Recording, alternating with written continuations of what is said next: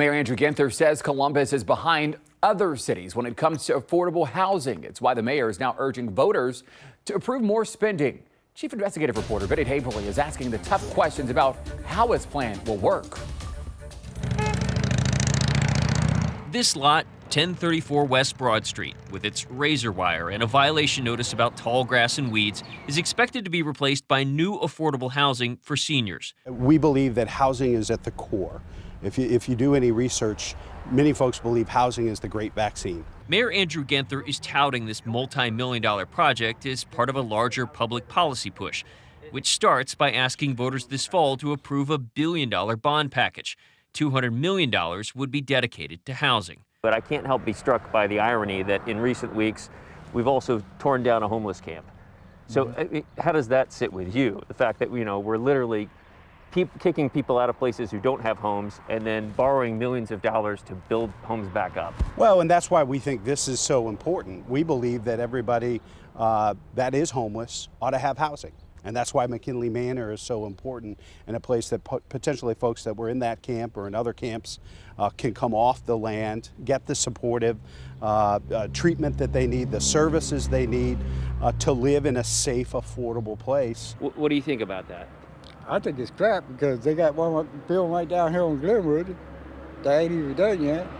And what's the rent gonna be on them? $700, $800, $900 a month. People with fixed income cannot afford them. Casey Strobel is a disabled veteran. He tells me he was evicted while living in a house here in the bottoms of Franklinton. The project proposal for McKinley Manor shows projected rent would range from $437 to $820. The upper range would be too costly for those like Casey. No matter, you can't stop progress.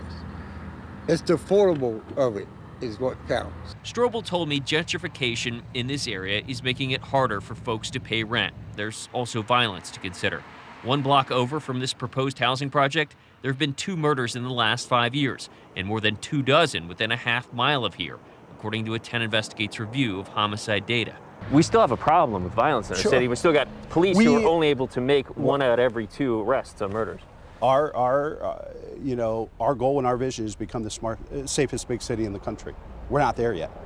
But we did have the largest reduction in violence from 2017 to 2018 based on the first comprehensive neighborhood safety strategy. We have seen a 40% reduction in homicides and violence from last year to this year. So it's important to tell the whole story. Rich people don't have no problem. Comes to people like me on Social Security, or elderly people, or people that disabled, where we stay at. Affordable appears to be a subjective term in a debate where everyone agrees housing is necessary and may help address other issues. In Franklinton, Bennett Haberly, 10 TV News. 10 Investigates found campaign finance records show the president of the company that is building McKinley Manor has donated $48,000 to Mayor Ginther's campaign since 2017. The mayor's office says those donations have no bearing whatsoever on this project.